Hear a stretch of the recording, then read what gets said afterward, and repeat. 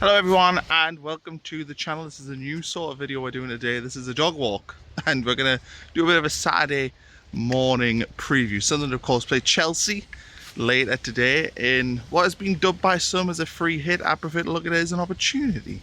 You know, this is a chance for Sunderland to pick up points where we wouldn't expect, and we've got some difficult games coming up, so we can't just write off playing Chelsea and Arsenal as we're just going to lose. We have to look at these as a chance to, you know, pick up points and move further up the Premier League table. But look, I'm not going to sit here and say that I'm expecting us to win or draw, but I do think we have to go in with a mindset, and I'm sure we are, of how we can hurt Chelsea. And I think, you know, how we hurt Chelsea is with good transitions, with taking our chances, with being clinical, being strong in defence, and being, you know, a pain to play against, really, which is what we've largely been this season. And look, we can talk about like the Man United away game where we lost 2-0.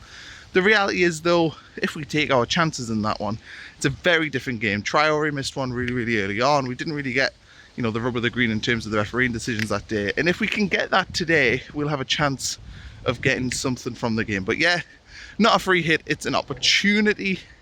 And I think it's going to be really interesting. We haven't obviously played a team of this quality yet this season. I think in a lot of ways this team is built for this kind of match.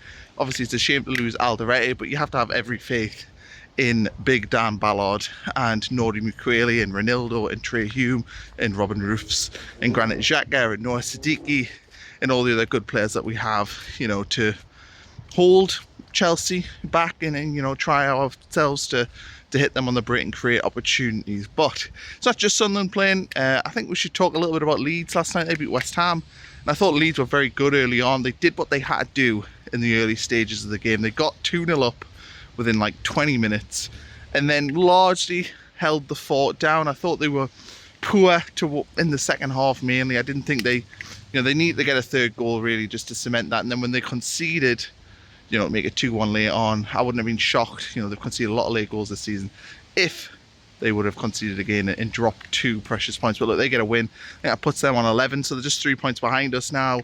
West Ham, I think they're on 4 points, so we're like 10 points ahead of them. We're 12 points ahead of Wolves. You know, we've got gaps now on teams.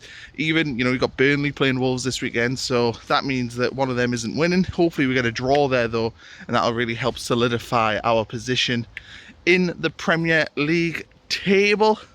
But yeah, West Ham so poor, and I think we have to look at West Ham and really think that they're going to be, I mean, I think we all thought they were going to be bang in trouble, but they are bang in trouble. They are really bad.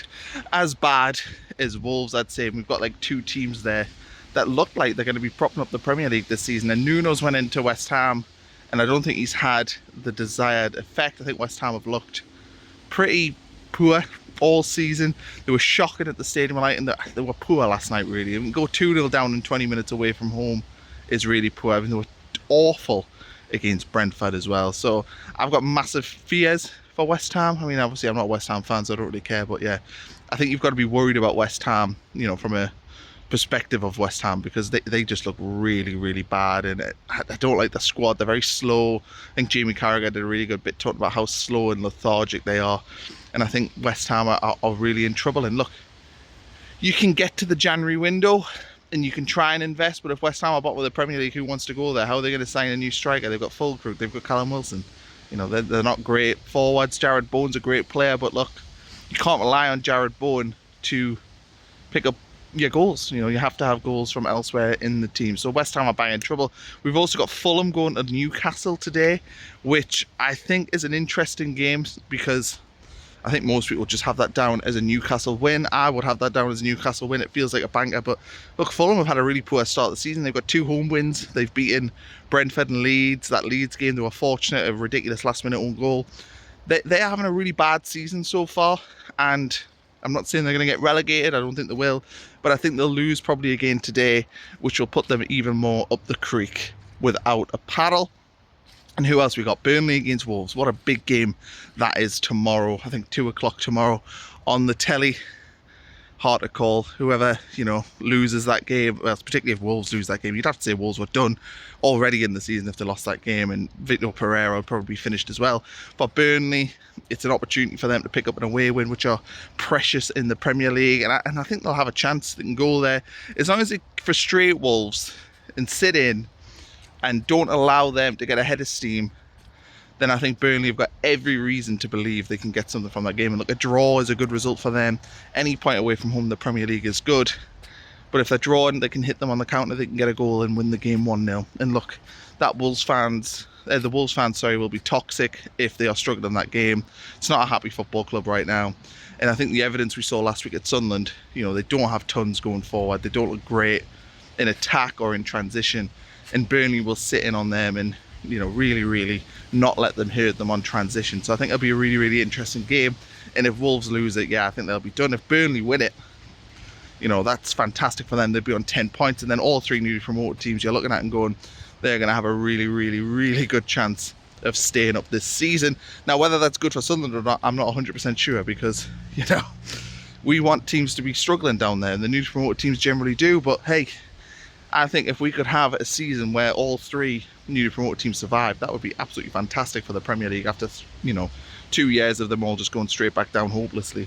So I think it's good for football if all three could survive. I'm not saying all three will. I still have major doubts about Burnley, but I think I could alleviate a lot of them doubts this weekend if Burnley were to, you know, get a positive result. So I think it's going to be a really interesting weekend of Premier League football. And look, from back to the Sunderland perspective, you know, talk about being an opportunity. Well, it is an opportunity, because if Sunderland were to, you know, lose this game today, yes, not the end of the world, but we've got difficult games coming up, and you can't just look at playing the top teams in the Premier League and say they're free hits. You know, they are opportunities to pick up wins. They are opportunities to get points and move up the league. So while I'm not going to sit here and say I expect us to go to Chelsea and win, and I don't, you can't just write them off. And I think as a fan base, we need to go there and think we've got a chance. We've got every chance in the world to get something from the game. But let me know what you think the score will be in the comments below. I think it's going to be a really interesting matchup, and I'm intrigued to see how we line up against one of the better teams in the Premier League. Also, the relegation battle in general, I think, is fascinating right now. I think it's, you know, it's so interesting to watch, even though we're kind of involved in it. Obviously, we keep a keen eye on it because we're Sunderland and people have us down there. But yeah, it's been really interesting so far, because the newly promoted teams have done so well, and it looks like we've got some shamble clubs down there. Obviously, we haven't even talked about Nottingham Forest yet, but with Sean Dyche coming in there, you'd have to say that they'll probably be okay. But they travel to Bournemouth this weekend after playing in Europe midweek.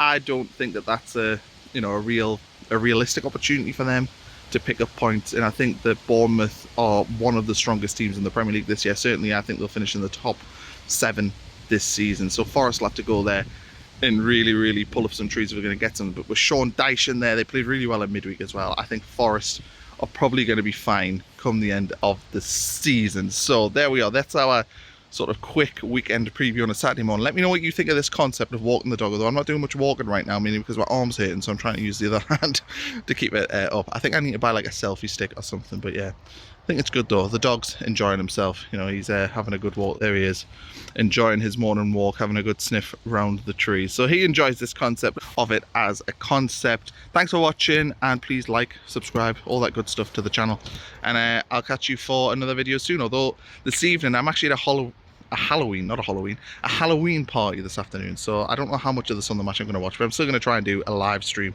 this evening, so that'll probably be like 6, I don't know, 6:30, something like that.